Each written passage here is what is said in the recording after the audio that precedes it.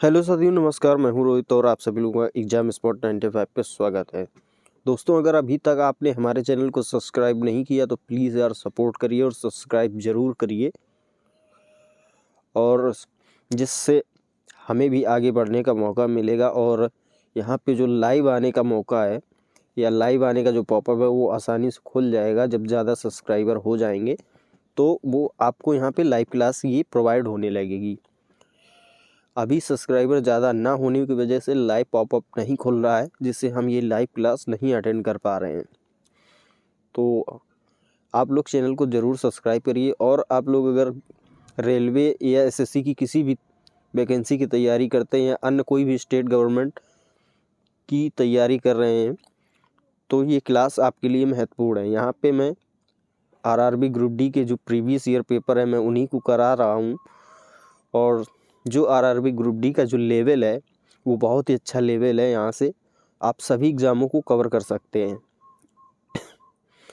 Reasoning के जो प्रश्न होते हैं ये तो सभी वही रहेंगे, और ग्रुप डी का जो लेवल है ये अन्य एग्ज़ामों को भी कवर कराता है। तो ठीक है, प्लीज़ चैनल को सब्सक्राइब ज़रूर करिए और सपोर्ट करिए। चलिए क्लास को शुरू करेंगे। आज होगा दोस्तों 2 सितंबर 2022 की सेकेंड शिफ्ट के प्रश्न। चलिए देखते हैं क्लास को।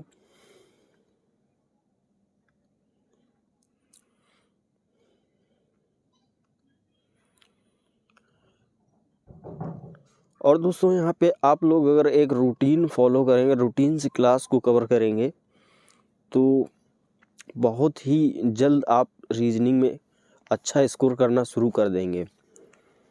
और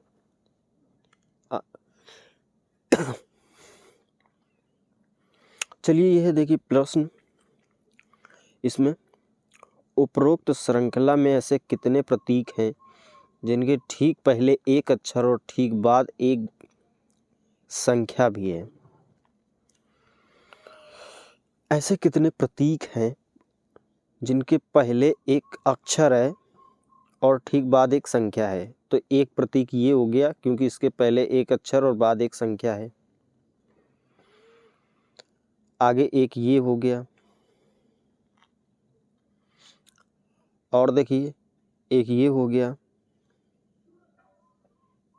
जहाँ पे आगे एक अक्षर होना चाहिए और बाद में एक संख्या होनी चाहिए। तो टोटल में 3 ऐसी संख्याएं हैं जो यहाँ पे ये रूल्स फॉलो कर रही हैं। ये आंसर आपका सही है। अगला प्रश्न देखिए। 5 मित्रों PQRS और T एक 5 मंजिला इमारत में रहते हैं जिनके क्रमांक 1 सबसे निचली मंजिल से लेकर 5 सबसे ऊपरी मंजिल तक है। प्रत्येक मित्र इमारत की अलग अलग मंजिलों पर रहते हैं। R Q की मंजिल के नीचे वाली मंजिल पर रहता है। R जो है Q के नीचे वाली मंजिल पर रहता है, ठीक है। T सबसे ऊपरी मंजिल पर नहीं रहता है। अब मान लीजिए T है, ये सबसे ऊपर वाली मंजिल पे यानी 6 नंबर पे नहीं होगा, ठीक। S की मंजिल के ऊपर और नीचे रहने वाले व्यक्तियों की संख्या बराबर है। टोटल में यहाँ 5 है तो S हो जाएगा बीच पे, क्योंकि ऊपर और नीचे दोनों की संख्याएं बराबर हैं। Q S की मंजिल के ठीक ऊपर या ठीक नीचे नहीं है। अब Q यहाँ पे हो नहीं सकता है और ऊपर T है नहीं, तो Q हो जाएगा यहाँ पे, ठीक है। अब R और Q एक साथ बैठेंगे, R हो जाएगा यहाँ पे।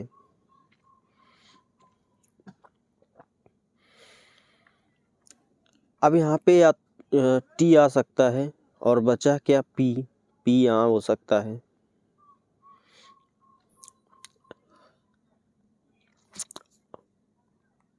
अब एक चीज़ बोली गई यहाँ पे, T और R की मंजिलों के बीच 2 व्यक्ति रहते हैं। तो T और R के बीच अब R की स्थिति क्लियर है, तो P हो जाएगा यहाँ पे और T हो जाएगा यहाँ पे। अब देखिए T और R के बीच में 2 व्यक्ति हैं। अब क्वेश्चन देखिए, दूसरी मंजिल पर कौन रहता है? दूसरी मंजिल पर P रहता है। ये आपका राइट आंसर है। देखिए ये सीरीज का प्रश्न है, इसको बनाएंगे 2, 8, 4, 16, 8, 32, 64। जब भी कोई लंबी सीरीज मिले और घटते हुए बढ़ते हुए क्रम में हो तो उनका डिफरेंस जो निकालेंगे वो एक स्थान छोड़कर दूसरे से निकालेंगे तो आसानी से प्रश्न समझ में आ जाएगा। अभी देखिए यहाँ से 2 गुणा हुआ है, यहाँ भी इसमें 2 गुणा हुआ है तब 8 आया है, यहाँ भी इसमें 2 गुणा करेंगे तो 8 दूनी 16 होता है। 16 आपका राइट आंसर है। चाहो तो क्रॉस चेक करना चाहो तो इसमें देखिए 8 दूनी 16, 16 दूनी 32, 32 दूनी 64, वही रूल इसमें लगा है। अगला प्रश्न देखिए, 6 दोस्तों ABCDE और F में सभी की लंबाई अलग अलग है। A केवल 3 अन्य दोस्तों से लंबा है। A 3 से लंबा है यानी 3 दोस्त इससे A से छोटे होंगे। B F से लंबा है, B जो है F से लंबा है। D केवल एक दोस्त से लंबा है। अब D है जो वो एक दोस्त से लंबा है तो D यहाँ आ जाएगा, इसको यहीं रख लेते हैं पहले। C D से लंबा है लेकिन F से छोटा है। C जो है D से लंबा है लेकिन F से छोटा है तो C यहाँ कहीं बैठेगा। अब टोटल में 6 लोग हैं तो अब हम C को यहाँ रख देते हैं, F यहाँ आ जाएगा और B यहाँ आ जाएगा। अब देखिए 3 और 3 6 बचा क्या, A B C D बचा E आ जाएगा यहाँ पे। सभी दोस्तों में से दूसरा सबसे लंबा कौन है? तो दूसरा सबसे लंबा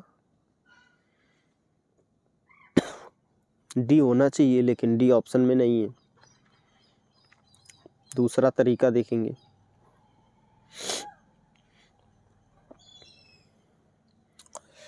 A केवल 3 अन्य दोस्तों से लंबा है। A केवल 3 अन्य दोस्तों से लंबा है। B F से लंबा है। D केवल एक दोस्त से लंबा है। C D से लंबा है। C जो है D से लंबा है तो D यहाँ आ जाएगा।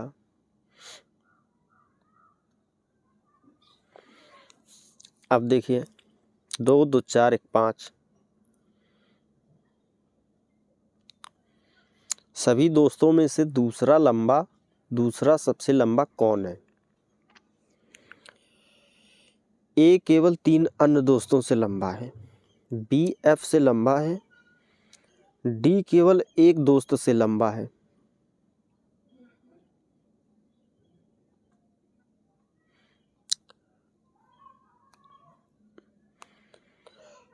D केवल एक दोस्त से लंबा है और दूसरे की बात करिए तो दूसरा सबसे लंबा तो यही हो जाएगा। D केवल एक दोस्त से लंबा है और पूछा है दूसरा, और दूसरा तो इसमें होगा। अब देखिए B F से लंबा है, ठीक है। C D से लंबा है। C D से लंबा है और F से छोटा है, ठीक है। अब बचा A।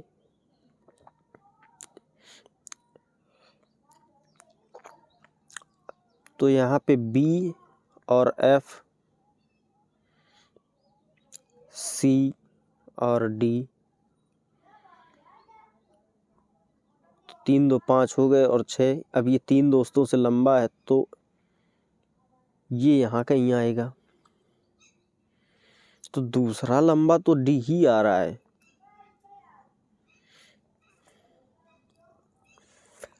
क्या कहीं मिस्टेक हो रही है? चलिए देख लेते हैं इसको एक बार फिर, शायद कहीं गलती हो रही हो। ए केवल 3 अन्य दोस्तों से लंबा है। ए जो है केवल 3 दोस्तों से लंबा है। बी एफ से लंबा है। बी एफ से लंबा है। डी केवल एक दोस्त से लंबा है। सी डी से लंबा है लेकिन एफ से छोटा है, तो एफ आ जाएगा अब यहाँ पे, तो 20 के ऊपर हो जाएगा। अब वो पूछ रहा है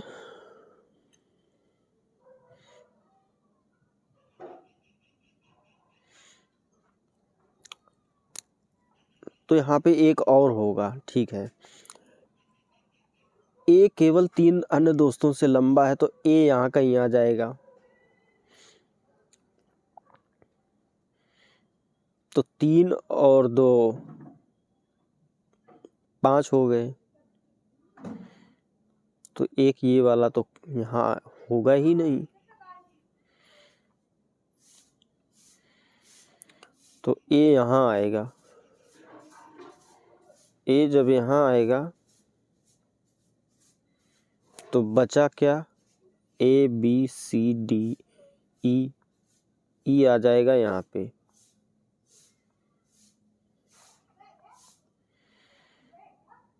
अब देखिए 3 और 3 6 लोग हो गए। ए जो है 3 दोस्तों से लंबा है, ठीक है। बी एफ से छोटा भी है। डी केवल एक दोस्त से लंबा है। सी डी से लंबा है। सी डी से लंबा है लेकिन एफ से छोटा भी है। तो सभी दोस्तों में से दूसरा लंबा कौन है?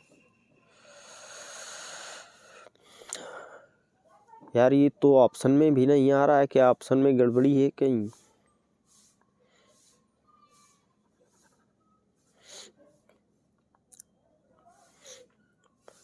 ए केवल 3 अन्य दोस्तों से लंबा है, ठीक है। बी एफ से लंबा है।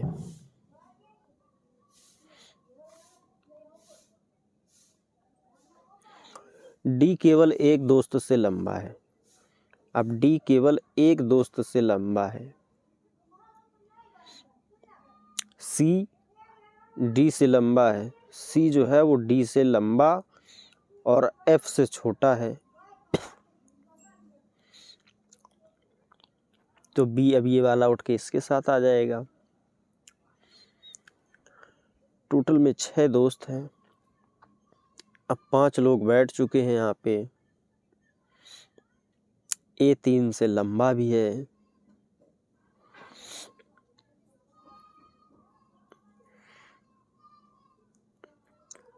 अगर हम ए को यहाँ रख लें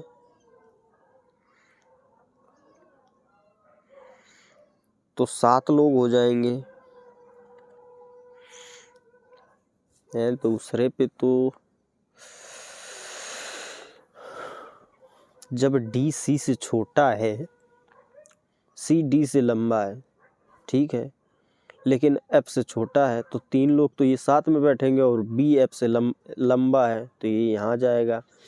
दोस्तों इस प्रश्न में कोई गड़बड़ी है या तो, और नहीं तो इसका आंसर डी ही आएगा। हमारे हिसाब से आंसर इसमें डी है।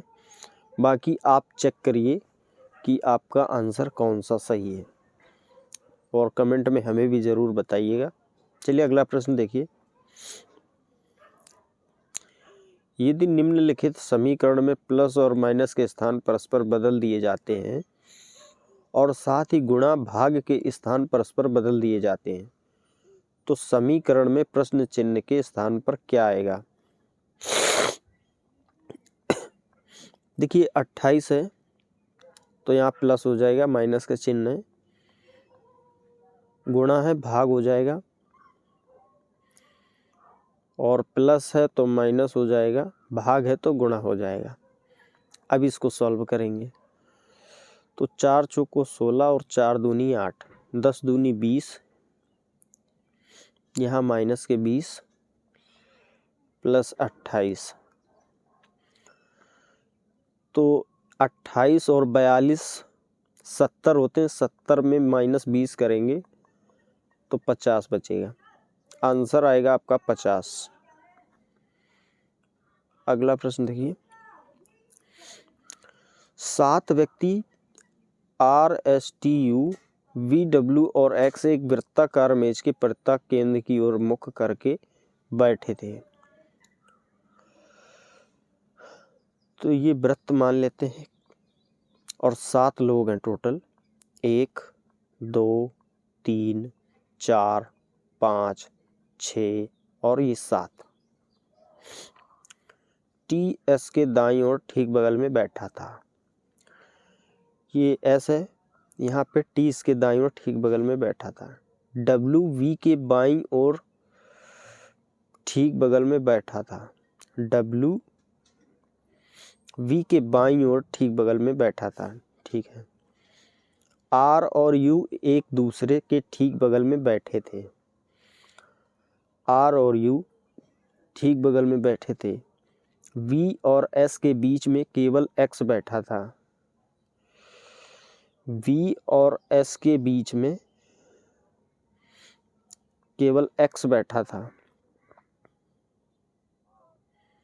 U T के दाईं ओर ठीक बगल में बैठा था। अब U अगर यहाँ पे बैठा है तो R यहाँ बैठेगा, क्योंकि ये इसके साथ था। इसके दाएं बाएं की बात करी ही नहीं गई थी। अब बचा क्या, S। यहाँ पे एक ये कंडीशन देखिए, V और S के बीच में केवल X बैठा था, तो S यहाँ पे है तो V और S के बीच में X यहाँ पे आ जाएगा। अब W V के बाईं ओर, अब V के बाईं ओर W यहाँ पे बैठा था। अभी देखिए बन गया, W के बाईं ओर ठीक बगल में कौन बैठा था, तो W के बाईं ओर की बात करें तो W के बाईं ओर R बैठा था। ये आपका राइट आंसर होगा। अगला प्रश्न देखिए, संजय की आयु अपने पुत्र की आयु से 25 वर्ष अधिक है। चलिए देखिए, ये संजय हैं और ये हैं उनके पुत्र।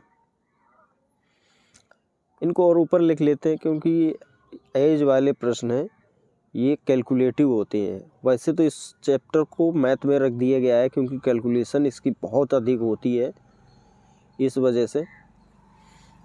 अब ये मैथ में काउंट होता है, पहले ये रीजनिंग में काउंट होता तो अभी भी है, लेकिन कुछ प्रश्न आते हैं और बाकी तो मैथ में काउंट करते हैं इसको। अब संजय की आयु अपने पुत्र की आयु से 25 वर्ष अधिक है। मान लेते हैं कि इनके पुत्र की आयु x है, तो संजय की आयु जो भी होगी वो x + 25 हो जाएगी, ठीक। आगे देखिए, संजय की पत्नी की आयु 65 वर्ष है। मान लेते हैं ये इनकी पत्नी है, इनकी आयु 65 वर्ष है। यदि इस परिवार के तीनों सदस्यों की औसत आयु 58 वर्ष है, औसत आयु निकालने के लिए जितने भी सदस्य होते हैं और औसत आयु में उतने का गुणा किया जाता है। तो 63 24, हासिल लगा 2, 3 5 15 और 2 17। तो ये तीनों लोगों की जो एज निकल के आ गई 174 वर्ष। अब उनकी पत्नी की जो एज है वो है 65 वर्ष, तो वो इसमें माइनस कर देंगे। 14 में 5 जाएंगे 9, यहाँ पे 0 और यहाँ पे 1।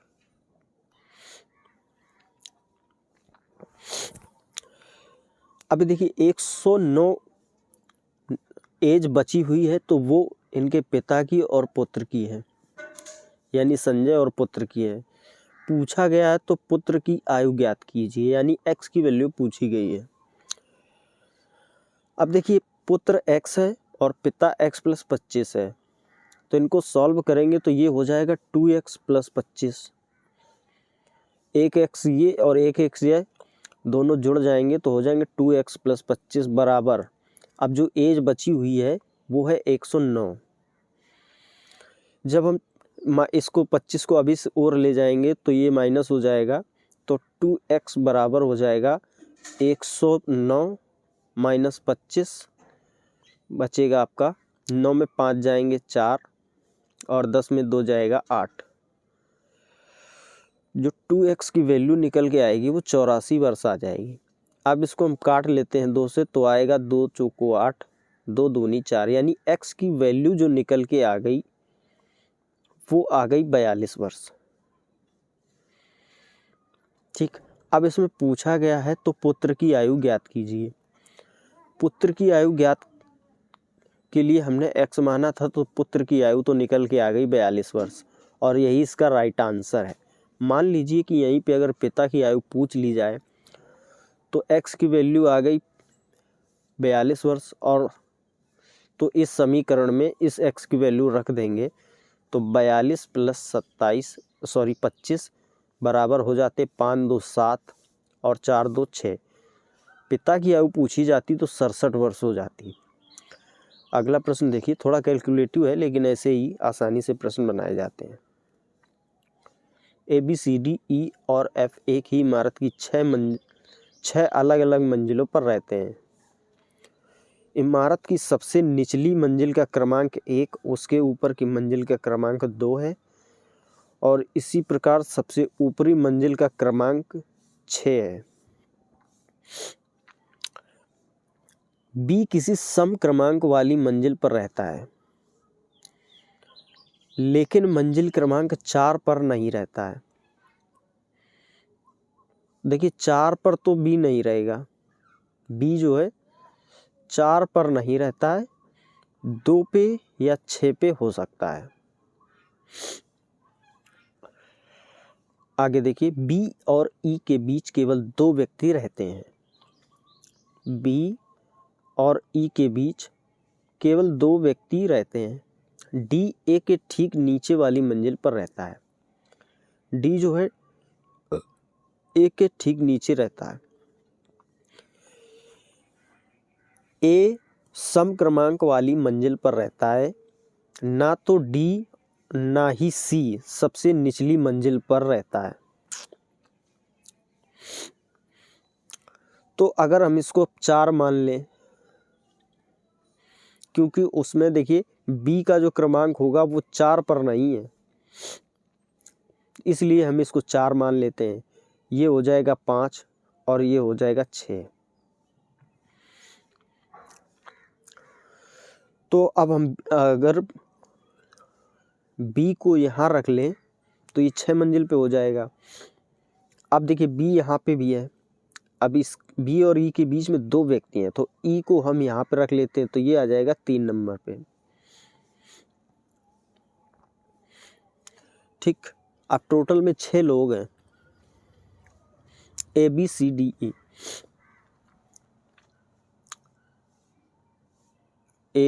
ABCDEF 6 लोग हैं।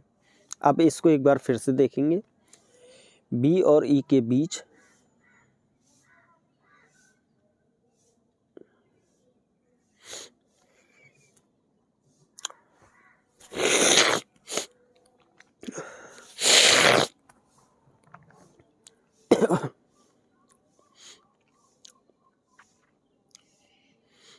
अब देखिए यहाँ पे जो 4 नंबर पे पूछा गया है मंजिल क्रमांक 4 पर कौन रहता है, तो 4 पे D आ रहा है लेकिन D यहाँ ऑप्शन में नहीं है। तो अब इसको हम फिर से देखेंगे इस प्रश्न को। A सम क्रमांक वाली मंजिल पर रहता है, D A के ठीक नीचे रहता है,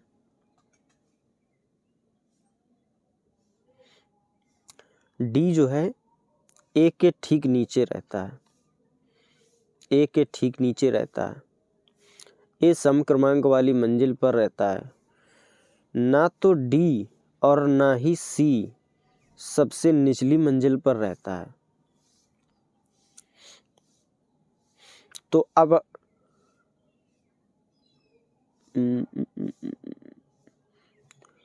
ए सम क्रमांक वाली मंजिल पर रहता है और हमने यहाँ पे 5 पे रख दिया है, जबकि ए को यहाँ रखना चाहिए था, तभी गलती हो रही है इसमें।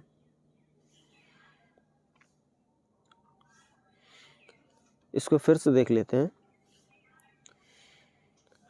एक सम क्रमांक वाली मंजिल पर रहता है, इसको अगर हम मान लेते 4 पे,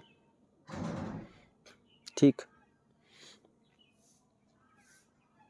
और डी इसके नीचे रहता है, टी हो जाएगा 3 पे। अब इनके बीच में बी जो है वो 2 या 6 पे रहता होगा। अब यहाँ पे 5 और 6, यहाँ बचा 2 और 1। अगर हम बी को यहाँ रख लेते तो इनके बी और ई के बीच में 2 व्यक्ति होने चाहिए, जबकि ये दोनों फुल हैं। अब ए तो यहाँ पे नहीं हो सकता है। अब ए को हम यहाँ 6 नंबर पे रखेंगे, उसके नीचे हम डी कर देते हैं। अब देखिए आगे, बी जो है वो 4 पे नहीं बैठेगा, 2 पे बैठ सकता है और 6 पे बैठ सकता है। तो 6 पे ऑलरेडी हमने ए को बिठा दिया है, तो बी अब यहाँ पे बैठेगा। बी अगर यहाँ बिठा देंगे तो ई को यहाँ पे बिठाना पड़ेगा। अब इनके बीच में 2 नहीं आ रहे हैं।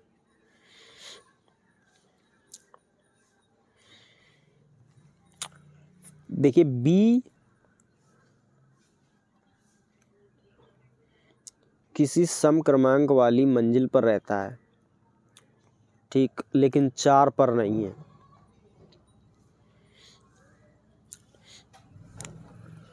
बी और ई के बीच केवल 2 व्यक्ति रहते हैं, तो हम बी को ही पहले पकड़ के चलते हैं। बी को मान लेते हैं 6 पर रख दिया हमने, तभी ये बनेगा प्रश्न। बी और ई के बीच में 2 व्यक्ति रहते हैं, ठीक है।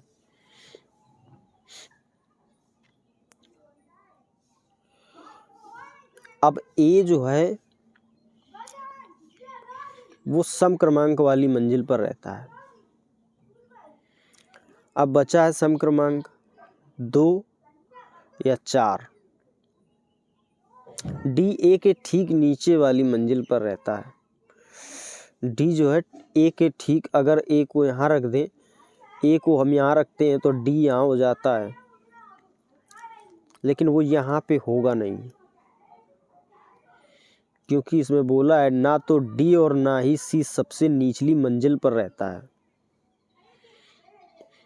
ये तो यार बन नहीं रहा है। किस तरह का प्रश्न है भाई ये हैं? अगर हम बी को यहाँ रख लें और ई को यहाँ रख लें, ठीक है, और जो अब ए बचा, ए सम क्रमांक वाली मंजिल पे तो 4 पे आ जाएगा, उसके नीचे हो जाएगा डी। अब ठीक है। अब देखिए यहाँ पे ना तो डी ना ही सी सबसे निचली मंजिल पर है, तो सी निचले पे हो नहीं सकता, तो सी आएगा यहाँ पे। बचा एफ, एफ आ जाएगा यहाँ पे। और देखिए मंजिल क्रमांक 4 पर कौन रहता है, तो 4 पे आएगा ए। बड़ी देर में बना लेकिन बन गया, यही सही ऑप्शन है इसका और यही सही आंसर। अगला देखिए, P Q R S T U V और डब्ल्यू एक वर्गाकार मेज के चारों ओर केंद्र की ओर मुख करके बैठे हैं।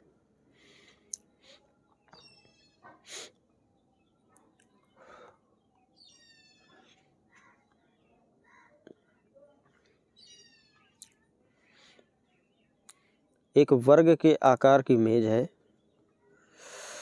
2, 2, 4, 2, 6, 2, 8 लोग बैठे हैं। कुछ व्यक्ति मेज के कोनों पर बैठे हैं, जबकि कुछ मेज की भुजाओं के मध्य में बैठे हैं। तो 4 लोग तो कोनों पे आ जाएंगे और 4 हो जाएंगे भुजाओं के मध्य में।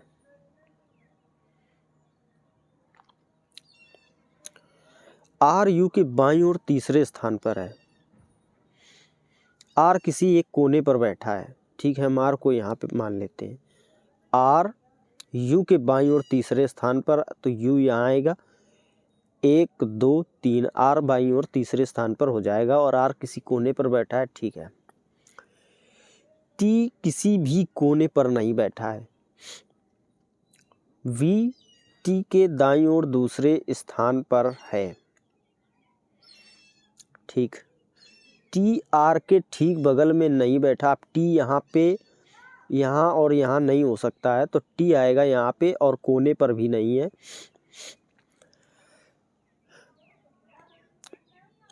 ठीक है, अब आगे देखिए, यहाँ से देखेंगे। आर किसी एक कोने पर बैठा है, टी किसी भी कोने पर नहीं बैठा है। वी टी के दाईं ओर दूसरे स्थान पर है। वी जो है टी के दाईं ओर दूसरे स्थान पर बैठा है। वी जो टी के दाईं ओर दूसरे स्थान पर बैठा है। टी आर के ठीक बगल में नहीं बैठा है, ठीक है। एस क्यू के बीच केवल 3 व्यक्ति बैठे हैं।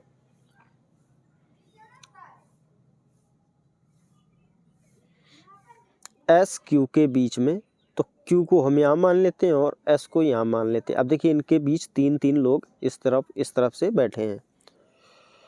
आगे देखिए, एस डब्ल्यू के ठीक बगल में बैठा है, तो एस यहाँ है, डब्ल्यू यहाँ आ जाएगा। एस किसी भी भुजा के मध्य में नहीं बैठा है, ठीक है, वो भुजा के मध्य में नहीं, कोने पर बैठा है। पूछा है वी के बाईं ओर दूसरे स्थान पर कौन बैठा है। वी के बाईं ओर 1 2 दूसरे स्थान पर टी बैठा है। हालांकि एक छूट रहा है ये, तो उसको देख लीजिए कौन सा नहीं है। पी रह गया है, तो पी को यहाँ रख देंगे। आंसर आपका पहला वाला सही है। अगला देखिए, यदि उपरोक्त श्रृंखला में से प्रत्येक तीसरे अक्षर को हटा दिया जाए तो बाएं से 5वें स्थान पर कौन सा होगा। तीसरा अक्षर एक, ये देखिए, इसके बाद 1 2 3 यू को हटा देंगे, इसके बाद 1 2 3 एच को हटा देंगे, 1 2 3 डी को हटा देंगे। लेकिन उसने 5वें तक पूछा है, तो आगे जाने की ज़रूरत नहीं है। यहाँ से काउंट करेंगे 1 2 3 4 5, 5वां आएगा आई, तो पहला वाला ऑप्शन आपका सही है। अगला प्रश्न देखिए, इसका संबंध इससे है, इसका संबंध इससे है, तो आगे इसका संबंध आपको बताना है।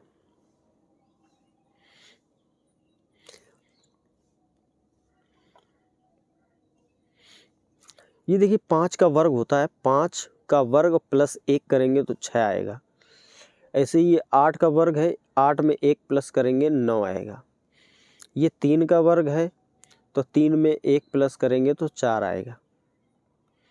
चौथा ऑप्शन आपका सही है। अगला प्रश्न देखिए, यदि उपरोक्त में से प्रत्येक शब्द में से प्रत्येक अक्षर को अंग्रेजी वर्णमाला क्रम में उसके बाद आने वाले अक्षर से बदल दिया जाता है तो इस प्रकार बने कितने शब्दों में कोई स्वर नहीं होगा। देखिए, बी है, बी को सी, ओ को पी और डब्ल्यू के बाद एक्स आएगा।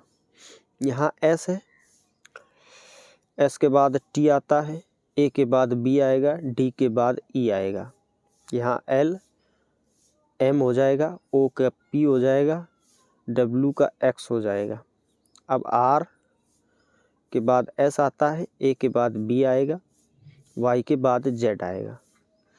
तो इस प्रकार बने कितने शब्दों में कोई स्वर नहीं होगा। अब देखिए, ए इसमें भी कोई स्वर नहीं है, इसमें भी कोई स्वर नहीं है, इसमें स्वर है, इसमें भी कोई स्वर नहीं है। तो 3 ऐसे शब्द हैं जिनमें स्वर नहीं है।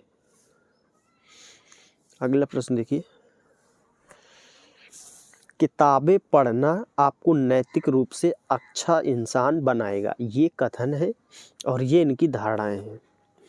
आगे धारणा देखिए, किताबें पढ़ने से ज्ञान प्राप्त होता है, किताबें पढ़ने से ज्ञान प्राप्त करने में मदद मिलती है, लेकिन अगर किताबें नहीं होंगी तो क्या आपको ज्ञान नहीं होगा? इस वजह से ये ऑप्शन गलत है। सभी सफल लोग किताबें पढ़ते हैं, तो क्या जिन्होंने पढ़ाई नहीं करी है वो लोग सफल नहीं होते? वो भी सफल होते हैं। ये दोनों ऑप्शन गलत है। यहाँ पे ना तो धारणा 1 और ना ही दो निहित है। ऑप्शन नंबर 2 वाला सही है। अगला प्रश्न देखिए, कौन सी संख्या उन एसी को निरूपित करती है जो कूलर हैं लेकिन पंखे नहीं हैं?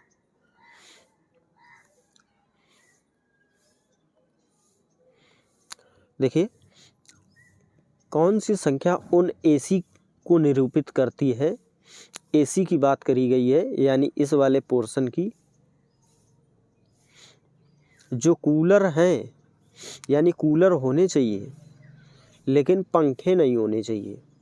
तो ऐसे केवल 9 ही संख्या है जो देखिए कूलर और एसी दोनों में है लेकिन पंखे में नहीं है। तो 9 आपका राइट आंसर होगा। अगला प्रश्न देखिए,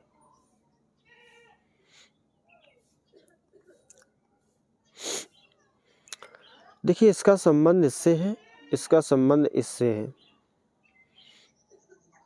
तो आगे इसका संबंध इससे आपको बताना है।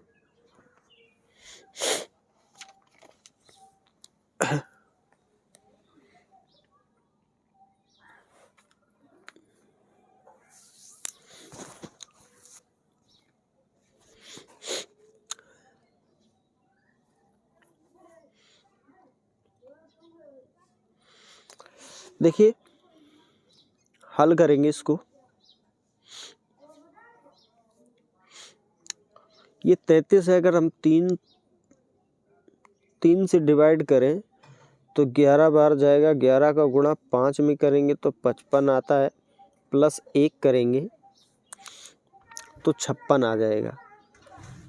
ऐसे इसमें देखिए 4 से डिवाइड करेंगे इसको तो 4 से डिवाइड करने पे भी 11 आएगा। 11 का गुणा हम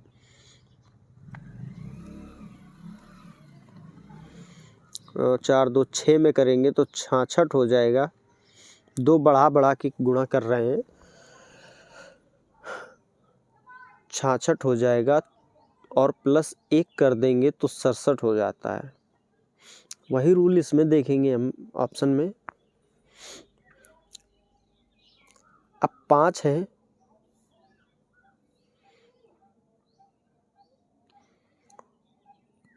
तो 5 में हम डिवाइड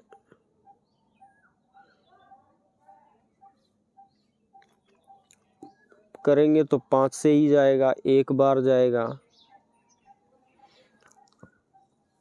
1 का गुणा हम अगर 2 बढ़ा के करते हैं तो 7 होता है। 7 में 1 जोड़ भी देंगे तो 8 हो जाएगा। ये तो लेकिन आंसर नहीं बन रहा है। ऑप्शन यही वाला सही है। देखिए दूसरा कोई तरीका होगा इसमें।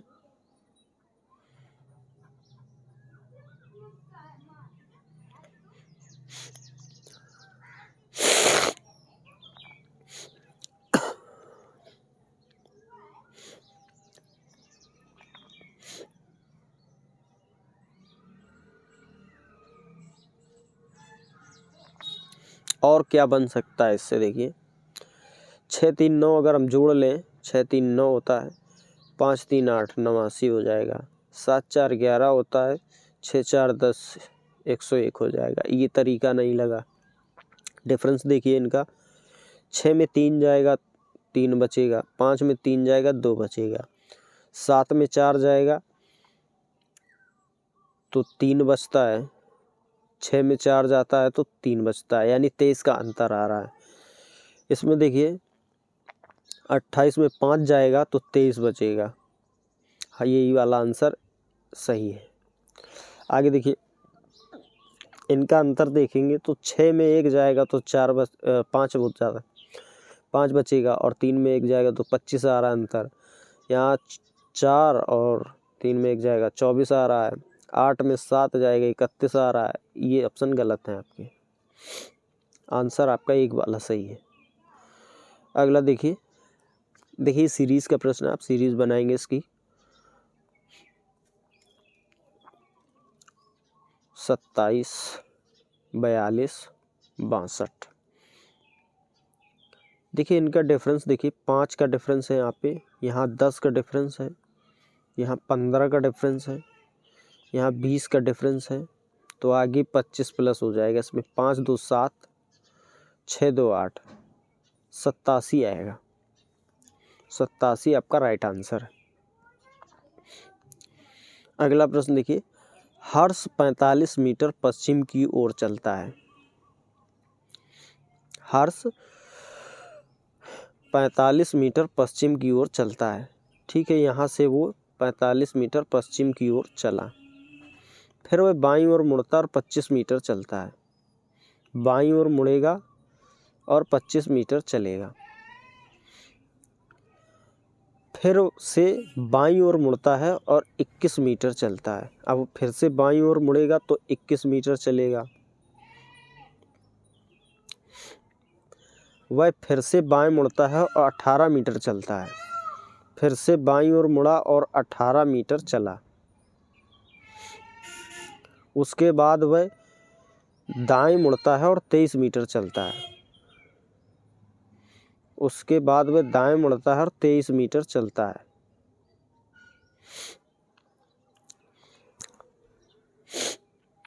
ये 23 चला और ये 21 चला, ठीक है।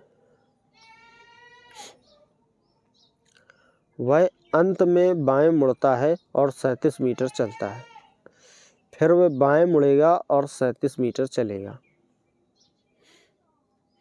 हर्ष का मुख अब किस दिशा में है? तो हर्ष का जो मुख है वो उत्तर दिशा में है। आंसर नंबर 1 सही है आपका। अगला देखिए, निम्नलिखित में से कौन सा विकल्प उस निकटतम मान लगभग मान को दर्शाता है जो निम्नलिखित समीकरण में प्रश्न चिन्ह के स्थान पर आएगा। देखिए निकटतम की बात करें तो इसको हम 2 मान लेंगे। ये हो जाएगा 5 माइनस ये हो जाएगा 3 गुणा ये हो जाएगा 2। यहाँ निकटतम की बात करी गई है। अगर ये पॉइंट में आप सॉल्व करने बैठोगे तो समय ज़्यादा बर्बाद हो जाएगा। ये निकटतम की बात करी गई है। 3 2 6 होता है, 3 दूनी 6, 5 2 7, माइनस 1 करेंगे तो 1 आ जाएगा।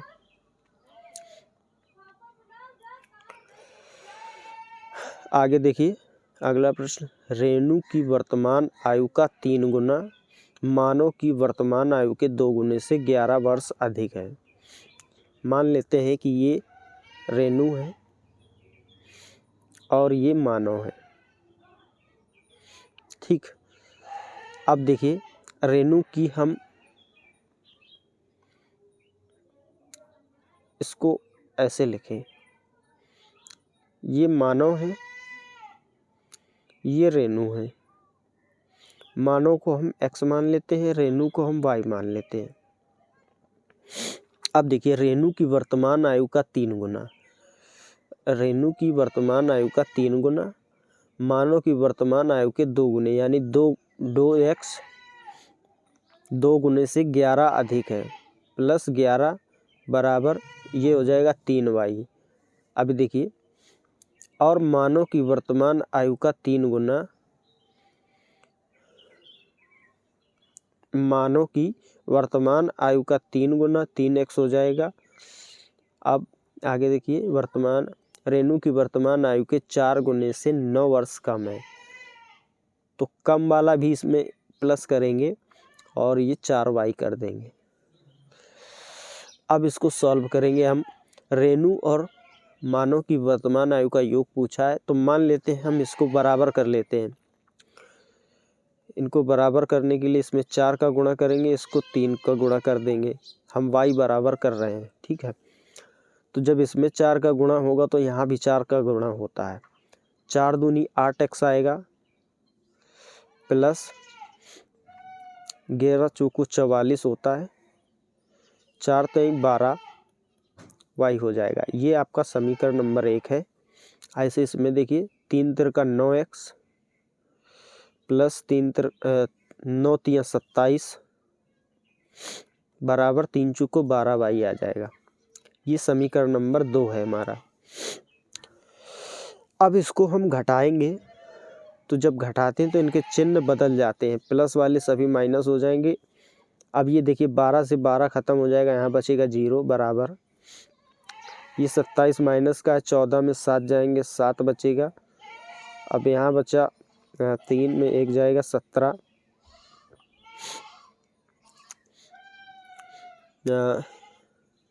ये आएगा आपका प्लस का, क्योंकि माइनस की जो संख्या थी वो घट गई, अब बचा प्लस।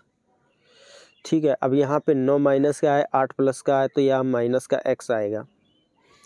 अब अगर इस x को इस ओर ले जाएंगे, या x को यहीं रहने देते हैं, इसको माइनस x है प्लस 17 बराबर 0 है, प्लस इसको 17 को इस ओर ले जाएंगे तो माइनस x बराबर हो जाएगा माइनस का 17, तो माइनस से माइनस ख़त्म कर देंगे, तो x की वैल्यू आ गई हमारी 17। जब x की वैल्यू 17 आ गई तो किसी भी एक समीकरण में हम रख देंगे, मान लेते हैं इसमें रख देते हैं, ये जो समीकरण था इसमें हम x की वैल्यू पुट कर देंगे तो y की वैल्यू भी आ जाएगी। x की वैल्यू 17 है तो 2 गुणा 17 हो जाएगा, प्लस 11 बराबर 3y।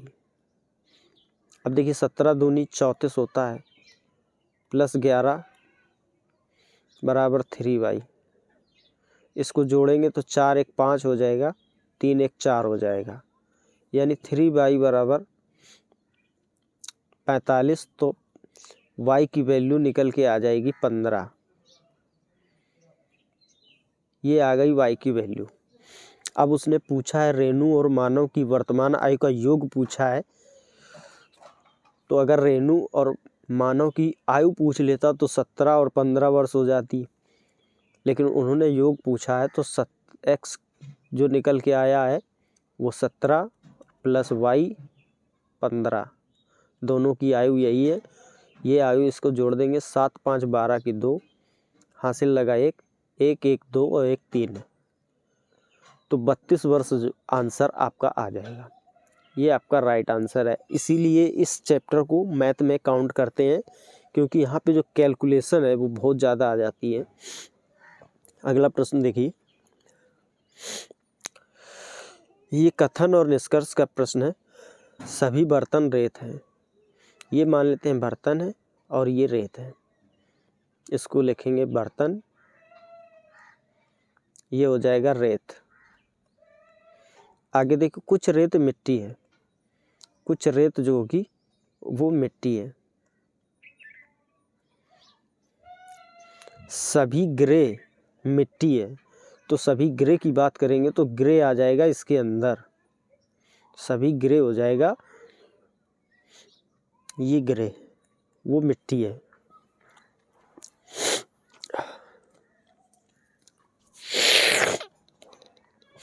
अब देखिए इनके निष्कर्ष, कुछ ग्रे बर्तन हैं, कुछ ग्रे बर्तन हैं, हाँ कुछ ग्रे बर्तन हैं, क्योंकि बर्तन ये हैं और ये पोर्शन जब इसमें आता है तो कुछ में काउंट होता है। ठीक है, नहीं नहीं, ये बर्तन अलग है और ग्रे अलग है, ये नहीं सही होगा। सभी मिट्टियों के रेत होने की संभावना है, सभी मिट्टियों के रेत होने की संभावना है, ये सही है। कुछ मिट्टियाँ बर्तन हैं, कुछ मिट्टियाँ बर्तन हैं, तो कुछ रेत भी हैं कुछ ग्रे भी हैं, इस वजह से ये गलत है।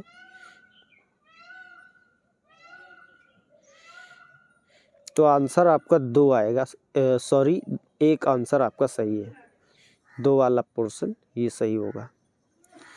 अगला प्रश्न देखिए, ऐसे कितने कनाडाई हैं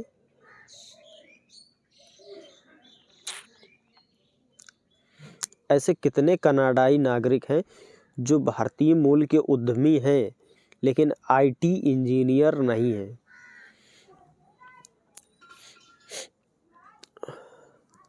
ऐसे कितने कनाडाई नागरिक जो भारतीय मूल के कनाडाई उद्यमी, जो भारतीय मूल के उद्यमी हैं, यानी भारतीय मूल के उद्यमी हैं लेकिन आईटी इंजीनियर नहीं है। तो आईटी इंजीनियर का पोर्शन ये वाला है, यानी इनके बीच में नहीं होना चाहिए वो, और इन तीनों के बीच में होना चाहिए। तो इन तीनों के बीच में देखिए ये 15, ये इन तीनों के बीच में है। ये भारतीय मूल में भी आ रहा है, उद्यमी में भी आ रहा है और कनाडाई में भी आ रहा है। तो आपका जो राइट आंसर होगा वो 15 होगा। अगला प्रश्न देखिए,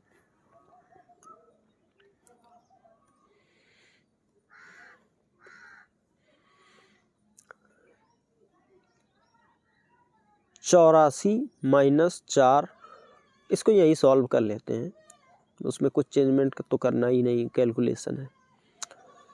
2 से 4 काटा 2 बार जाएगा, 3 दूनी 6 हो जाता है, और 6 माइनस का 7 प्लस का, तो 1 प्लस का बचेगा, 7 में 6 चला जाएगा तो 1 प्लस का बचेगा, तो 84 + 1 85 होता है। 85 आपका राइट आंसर है। अगला प्रश्न देखिए, इनइक्वलिटी का प्रश्न है, असमानता। इसको पहले सॉल्व करना पड़ेगा क्योंकि यहाँ पे देखिए कॉमा लगा हुआ है। अब इसको सॉल्व कैसे करेंगे आप लोग देखिए, L छोटा या बराबर है R के,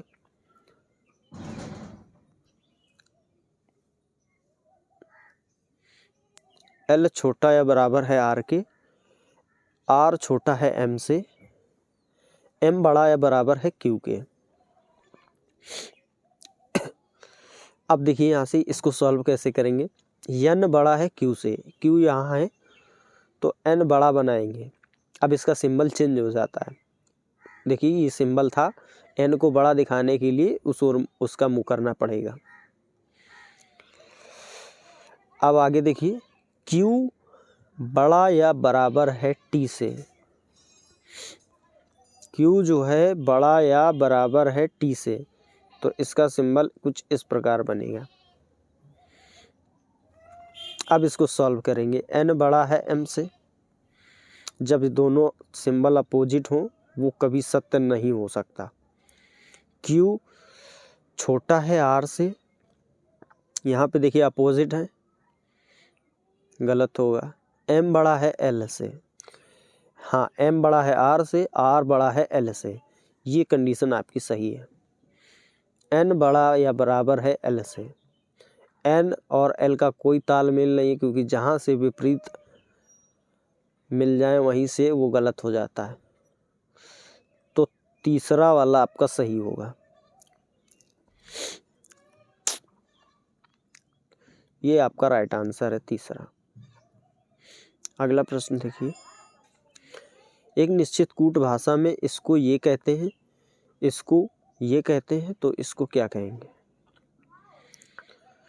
देखिए A है 1 पे होता है, C 3 पे होता है, यानी 2 प्लस हुए हैं। यहाँ 14 और यहाँ 17 3 प्लस हुए हैं। यहाँ 7 और यहाँ 11 4 प्लस हुए हैं। यहाँ 12 और यहाँ 17 5 प्लस हुए हैं। यहाँ 6 और यहाँ 11 5 प्लस हुए हैं, यानी 2 3 4 5 6 इस प्रकार प्लस होते चले गए हैं। अब इसको क्रॉस चेक कर लेंगे, ये 2 पे होता है, ये 4 2 प्लस हुए हैं। E 5 पे और 3 प्लस करेंगे 8 हो जाएगा। I 9 पे 4 प्लस करेंगे 9 4 13 होता है। ये 14 पे 5 प्लस करेंगे 19 हो जाएगा। G 7 पे 6 प्लस करेंगे तो 13 हो जाएगा। ऐसे इसमें करेंगे 2 से लेके 6 तक प्लस करने हैं। 4 में 2 प्लस करेंगे, 2 में 2 प्लस करेंगे 4 हो जाता है, 4 पे आता है D। R 18 पे 3 प्लस करेंगे 21 हो जाएगा U। O 15 पे इसमें 4 प्लस करेंगे 15 4 19 होता है, 19 पे S। के 11 पे 5 प्लस करेंगे तो 16 हो जाएगा, 16 पे होता है पी, ई 5 पे होता है, 6 प्लस करेंगे तो 6 5 11 पे के, यहाँ पे पी है, यहाँ भी पी है और यहाँ डबल पी है, DUSBK, चौथा ऑप्शन आपका राइट है। अगला प्रश्न देखिए, एक निश्चित कूट भाषा में इसको ये लिखा जाता है, इसको ये लिखा जाता है और इसको ये लिखा जाता है, तो उसी कूट भाषा में इसको क्या लिखेंगे। ये दोस्तों दूसरी बार ये प्रश्न आया है, इससे पहले एक शिफ्ट में और था, अभी ये तो याद नहीं किस शिफ्ट में था, बाकी ये अभी तक की जितनी भी शिफ्ट हुई हैं उसमें ये दूसरी बार हमको प्रश्न देखने को मिल रहा है। चलिए इसको देखिए सॉल्व कैसे करते हैं। देखिए, लेट्स कुक डिनर, इसको ये लिखा जाता है। आगे देखिए, इसको डिनर इज लेट,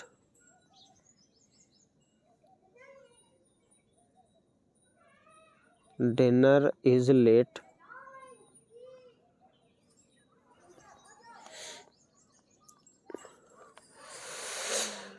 इसको ये लिखा जाता है।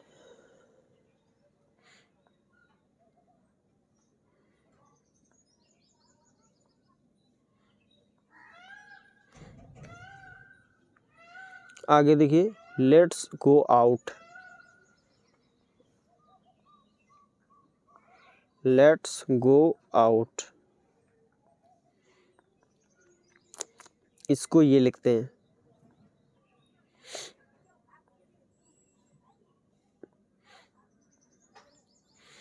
अब देखिए इनको सॉल्व कैसे करेंगे, इसको हम कलर से सॉल्व करके बताएंगे जिससे आपको आसानी रहेगी। देखिए, सबसे पहले हम यहाँ से इनमें कॉमन देखना होता है। ये देखिए, लेट्स यहाँ पे भी है और यहाँ भी है, इसको हम एक मान लेते हैं। अब वही चीज़ इसमें देखिए, दो फर्स्ट और लास्ट में क्या कॉमन है। ये देखिए, MU यहाँ है और MU यहाँ है, तो इसको एक मान लेंगे, इसको भी एक मान लेंगे। आगे देखिए इसे, अब ये देखिए, यहाँ पे ये डिनर है, यहाँ पे भी डिनर है, इसको हम 2 मान लेते हैं, इसको यहाँ 2 मान लेंगे, वही चीज़ इसमें करेंगे। अब इस लाइन और फर्स्ट और सेकंड लाइन में देखिए क्या कॉमन है, तो यहाँ पे HA कॉमन है, इसको 2 मानेंगे, यहाँ पे HA है, इसको भी 2 मानेंगे। आगे देखिए,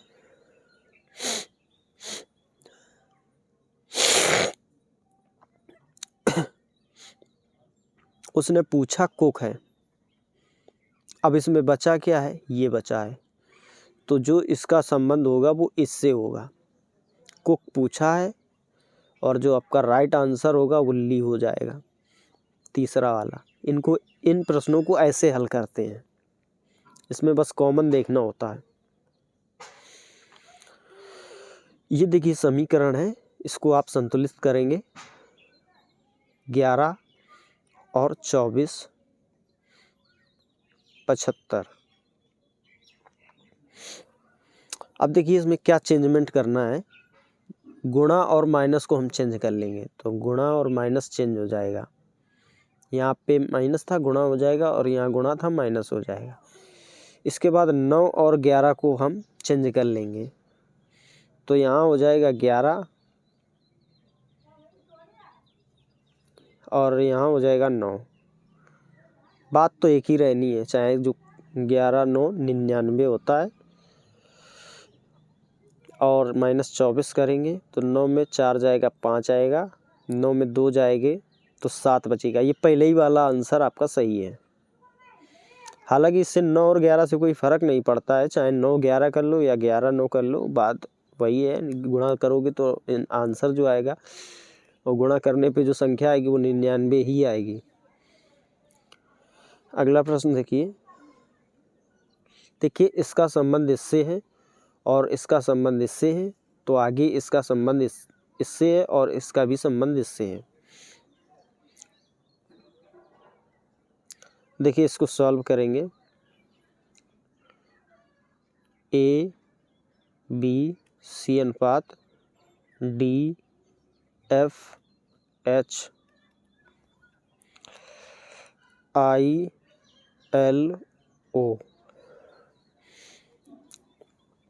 अब देखिए ए बी सी, इसके बाद आया डी, डी के बाद ई आना चाहिए लेकिन उसको छोड़ दिया, फिर आया एफ, एफ के बाद जी आना चाहिए, जी को छोड़ दिया, फिर आया एच, एच के बाद देखिए यहाँ पे है आई, आई के बाद जे के आना चाहिए, जे के छोड़ दिया, फिर आया एल, एल के बाद आना चाहिए एम, फिर एन, इसके बाद ओ। यानी पहले में कोई भी नहीं छोड़ा है, इसके आगे की संख्या ली गई, इसके बाद एक एक शब्द छोड़े गए, फिर यहाँ पे ये वाली इसके आगे की संख्या ली गई, संख्या नहीं अक्षर लिया गया इसके आगे, और इसके बाद दो दो शब्द छोड़े गए। ऐसे ही इसमें देख लीजिए आर एस टी अनुपात U W Y Z C F. देखिए आर एस टी, इसके बाद यू, अब यू के बाद वी, वी आना चाहिए, यू के बाद वी, वी आना चाहिए, वी नहीं है तो डब्लू, डब्लू लिया गया, डब्लू के बाद एक्स आना चाहिए, नहीं है लेकिन वाई आया, वाई के बाद जेड आता है, जेड के बाद ए बी होना चाहिए, इसके बाद सी होना चाहिए, सी के बाद डी और ई होना चाहिए, तब एफ होना चाहिए, वही कंडीशन इसमें लगेगी। अब देखिए ओ पी क्यू, आर के बाद एस आना चाहिए, नहीं है, टी आया, ठीक है, टी के बाद यू, यू के बाद बी, ठीक है, वी के बाद डब्लू, अब डब्लू के बाद एक्स और वाई दोनों छूटने चाहिए लेकिन वाई लिया गया, ये ऑप्शन गलत है, S T U V, V के बाद डब्लू छूटना चाहिए था, डब्लू यहाँ पे लिया गया, ये गलत है, एफ जी एच, एच के बाद आई आता है, आई के बाद जे छूटना चाहिए, ठीक है छूटा है, इसके बाद के के बाद एल छूटना चाहिए, एल छूटा है, एम आया, ठीक है, एम के बाद एन, एन के बाद ओ पी छूटना चाहिए, छूटा है, इसके बाद क्यू आता है, क्यू आया, क्यू के बाद आर एस छूटना चाहिए, छूटा है, टी आया, तो यही ऑप्शन आपका सही है, ये वाला भी गलत है, तीसरा वाला आंसर आपका सही है।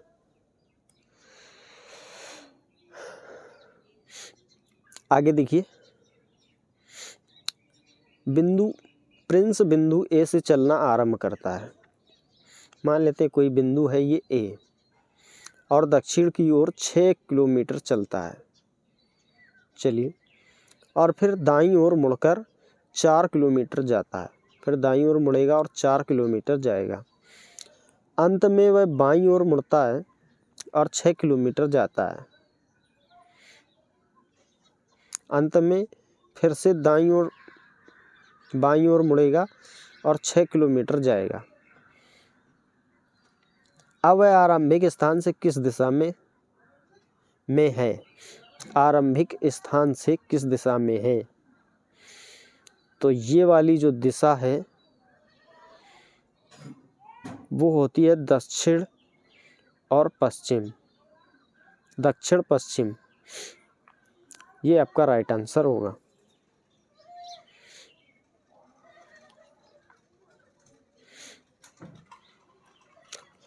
अगला देखिए, अब देखिए ए बी सी डी, इसके बाद आगे ए बी सी डी, इसमें एक लिया गया है, इसके बाद ए बी सी एक आगे किया गया, डी के बाद एक आया है, फिर इसमें ए बी एक आगे आ गया, सी के बाद एक आ गया, डी के बाद एक आ गया। अब आगे देखिए ए के बाद ए आया, ए के बाद एक आया, बी वन सी वन डी वन आ गया। आगे देखिए ए वन बी वन सी वन D2 आया। तो अब इस 2 को आगे करेंगे यहाँ पे तो हो जाएगा A1 B1 C2 और D2, ये बनेगा आपका। यहाँ पे देखिए 22 है, ये होगा नहीं। यहाँ 11 है, ये हो नहीं सकता। पीछे 12 है, 12 हो नहीं सकता। A1 B1 C2 D2, ये वाला आपका राइट आंसर है। तो ये थी दोस्तों आज की क्लास। आप लोग ज़रूर कमेंट में बताइए कि क्लास आपको कैसी लगी, और चैनल को यार सपोर्ट ज़रूर करिए, चैनल को सब्सक्राइब करके रखिए, जिससे हम जब भी वीडियो अपलोड करेंगे तो आपको नोटिस मिलता रहेगा। और किसी भी प्रश्न में आपको दिक्कत मिली हो तो आप कमेंट में आके पूछ सकते हैं। बाकी आप लोग ऐसे तैयारी करते रहिए, क्योंकि अभी जो एग्ज़ाम की खबर निकल के आ रही है वो लगभग जून में पता चल रहा है कि जून में ग्रुप डी का एग्ज़ाम हो सकता है। जून तक आपकी जो रीजनिंग है वो बिल्कुल ख़त्म हो जाएगी। और बीच में हम आपको साइंस सोच रहे हैं बायोलॉजी की एक क्लास शुरू कर दें, लेकिन समय का अभाव है, इस वजह से अभी शुरू नहीं कर पा रहे हैं। तो बायोलॉजी के जो प्रश्न होंगे उनको हम तीनों शिफ्ट की जो प्रश्न हैं वो एक ही क्लास में कवर कराते हुए चलेंगे आगे। तो उसके लिए भी आप लोग ज़रूर सपोर्ट करिएगा, तभी ये पॉसिबल है। आप लोग जितना सपोर्ट करेंगे उतना मोटिवेशन आएगा, और जिससे हम भी एक क्लास आसानी से ले सकेंगे। चलिए दोस्तों, मिलेंगे अगले वीडियो में। धन्यवाद। अगली क्लास में